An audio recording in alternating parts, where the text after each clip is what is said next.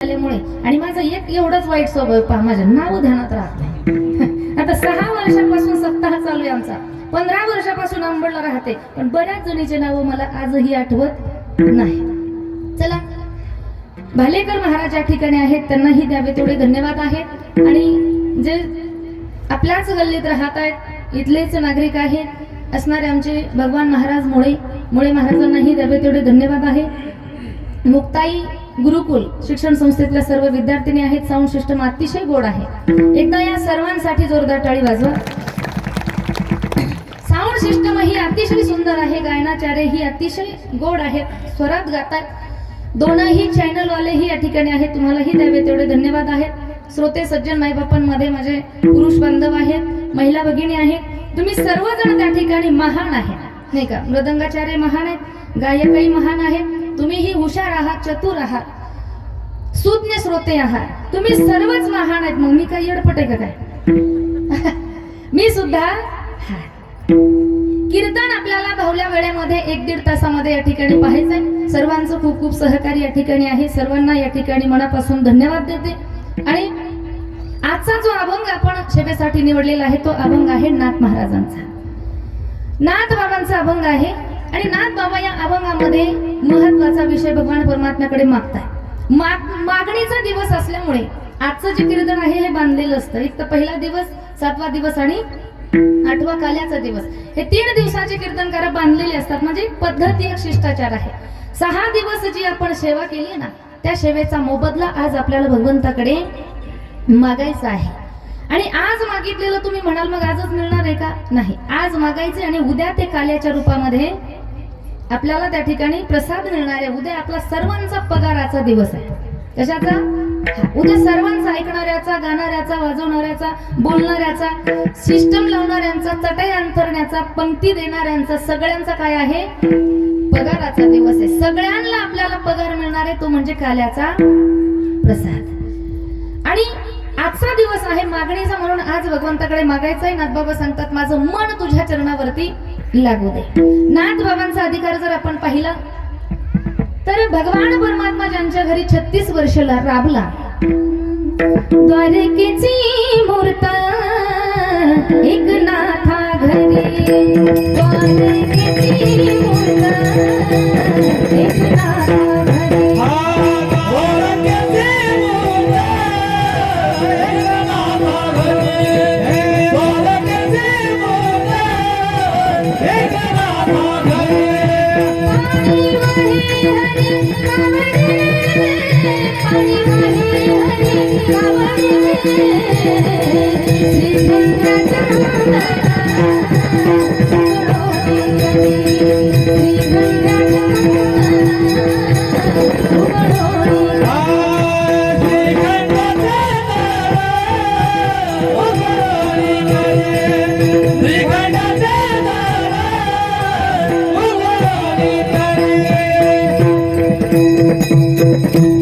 द्वारकेची मूर्त एकनाथा घरी, कावडीने श्रीखंड्या चंदन उगळवणी करी, वस्त्र गंगा तिरी धुत असे.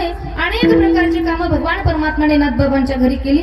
36 वर्ष देव ज्यांच्या घरी राबावा असा अधिकार नाथ महाराजांचा आहे. आणि ते नाथ महाराज आजच्या अभंगामध्ये भगवंताकडे मागतात. प्रथम विचार केला तर प्रत्येकाचं जीवन हे नियमामध्ये बांधलेलं असलं पाहिजे. प्रत्येकाच्या जीवनामध्ये नियम असला पाहिजे. माणसाच्या जीवनामध्ये 3 नियम दिलेत पहा. एक कायिक नियम आहे, एक वाचिक नियम आहे आणि एक मानसिक नियम आहे. आता कायिक नियम कशाला म्हणावं? कायिक नियम म्हणजे शरीराने करण्याचं कार्य. कायिक नियम, काय म्हणजे शरीर, शरीराने केला जातो तो कायिक नियम आहे. वाचन केला जातो तो वाचिक नियम आहे. आणि मनाने केला जातो तो मानसिक नियम आहे. मग कायिक नियम कशाला म्हणावं? तर देवपूजा करणं, तीर्थयात्रा करणं, गुरुची पूजा करणं, संतांची सेवा करणं, हा काय आहे? कायिक नियम आहे. शरीराने जे कार्य केलं जातं, सुंदर घर, घरामध्ये देवघर, देवघरात देवतांच्या मूर्ती, आणि त्या मूर्तीची पूजा घरातल्या ज्येष्ठ पुरुषाने करावी. मला वाटतं मी पाठीमागेही सांगितलं असेल, घरातल्या देवतांची पूजा कोणी केली पाहिजे? पुरुष मंडळांनी केली पाहिजे. पण आपल्याकडे कसं आहे? आपल्याकडे 99% घरातली पूजा महिलांकडे असते.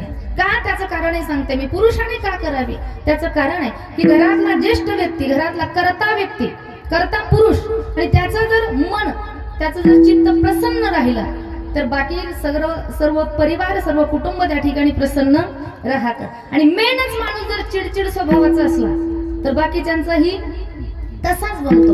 आणि मनाच्या प्रसन्नतेसाठी देवपूजा करणं हा विषय अतिशय महत्वाचा सांगितलाय. म्हणून कायिक पूजेमध्ये देवपूजा येते, कायिक पूजेमध्ये गुरुची पूजा येते. प्रत्येकाने जीवनामध्ये गुरुची पूजा ही घडलीच पाहिजे. कारण गुरुची पूजा भगवान परमात्म्यापेक्षाही श्रेष्ठ सांगितली. गुरु परमात्मा परेशो, भगवंतापेक्षाही श्रेष्ठ पूजा त्या ठिकाणी. एखाद्या वेळेला देव भेटल्यानंतर गुरु भेटतील की नाही माहित नाही, पण गुरु जर भेटले ना तर देव नक्कीच भेटल्याशिवाय राहत नाही. ही गुरुची ताकद आहे. म्हणून गुरुची पूजा, गुरुची सेवा. मला वाटलं विसरल्या का काय, का फराळाचं जास्त झालंय. गुरुची पूजा, गुरुची सेवा जीवनात महत्वाची आहे. त्याचबरोबर माय बापाची सेवा ही सुद्धा कायिक नियम आहे. प्रत्येक माणसाकडून माय बापाची सेवा ही घडलीच पाहिजे. आई वडिलांची सेवा. एखाद्या वेळेला आई वडील जोपर्यंत त्यांचे हातपाय चालतात, ते काम धंदा करतात, स्वतःचं कार्य स्वतः करू शकतात, तोपर्यंत एखाद्या वेळेला तुम्ही नाही पाहिलं तरी चालेल गड्या. पण जेव्हा तुमचे माईबाप थकले असतील ना, जेव्हा तुम्हाला त्यांना तुमची गरज आहे, त्यावेळेला आपल्याकडून त्यांची सेवा घडलीच पाहिजे. कारण आपण प्रत्येक ठिकाणी ऐकत असतो आईचं वर्णन, प्रत्येक ठिकाणी ऐकतो आपण, पण जेवढी आई जीवनामध्ये महत्वाची ना तेवढाच बाप सुद्धा महत्वाचा असतो. आईचं जेवढं प्रेम असतं ना मुलावरती, अनेक कविता, अनेक व्याख्याते आपल्याला आईचं प्रेम पटवून दाखवतात, पण बापाचंही प्रेम तेवढंच महत्वाचं असतं. पण बऱ्याचदा बापाचं प्रेम हे सहजासहजी कळत. बाप वरून त्या ठिकाणी कडक स्वभावाचा वाटतो, खूप कडक स्वभावाचा वाटतो, पण आतमध्ये अंतःकरण त्यांचं लोण्यापेक्षाही मऊ असतं. बापाचं अंतःकरण समजून घेणं ही गोष्ट तेवढी सोपी नाहीये. सांगेल मी एका कविकाराने सुंदर वर्णन केलेले पहा. लई अवघड हाय गड्या उमगाया बापरा, उमगाया बापरा. लई अवघड हाय गड्या उमगाया बापरा, उमगाया बापरा. पुरा मंदी माया त्याच्या काळ्या मेघवानी, दाखविना कधी पुन्हा डोळ्यातलं पाणी. जिजू जिजू संसाराचा गाणं हाकला, पोटामध्ये हसू जरी कणा वाकला. घडीभर तू थांब जरा, ऐक त्याचे थांब. लई अवघड हाय गड्या उमगाया बापरा, उमगाया बापरा. लई अवघड हाय गड्या उमगाया बापरा, उमगाया बापरा, उमगाया बापरा. हे बापाचं हृदय आहे. जरी डोळ्यात पाणी असेल, कणा वाकला असेल, तरी त्या ठिकाणी ओठावर हसू दाखवणारा तो बाप आहे. दुःख झाकून ठेवणारा बाप असतो. आणि अशा माय बापांची सेवा ही प्रत्येक माणसाकडून घडली पाहिजे. हा कायिक नियम आहे.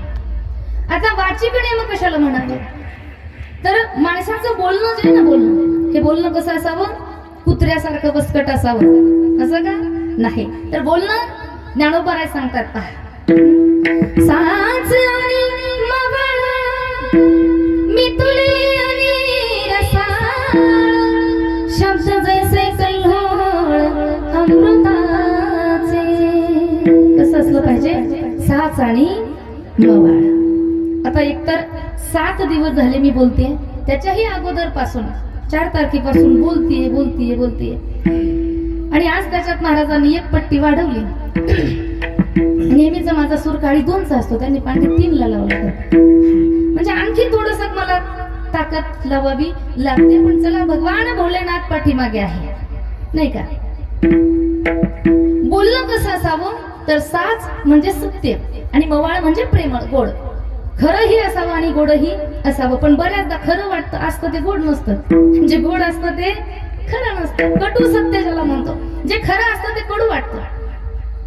आणि जे खोटं असतं ते गोड वाटतं. आणि आज समाजामध्ये खोटा कारभार जास्त चाललेला आहे पहा. खोटं सगळं लटीक येते रुचे, साच कोणाही न पचे. संत महात्मे सांगतात लटकं खोटं कोणालाही आवडतं, पण बोलणं हे खरं असावं आणि बोलणं गोडही असावं. हा वाचिक नियम आहे.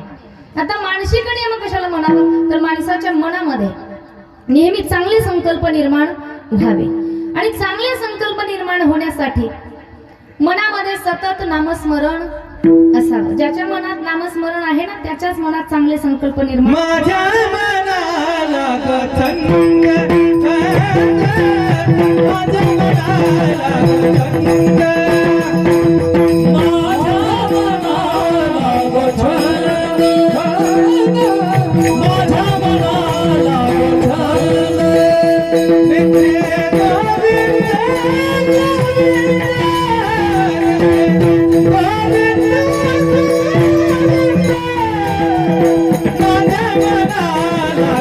नित्य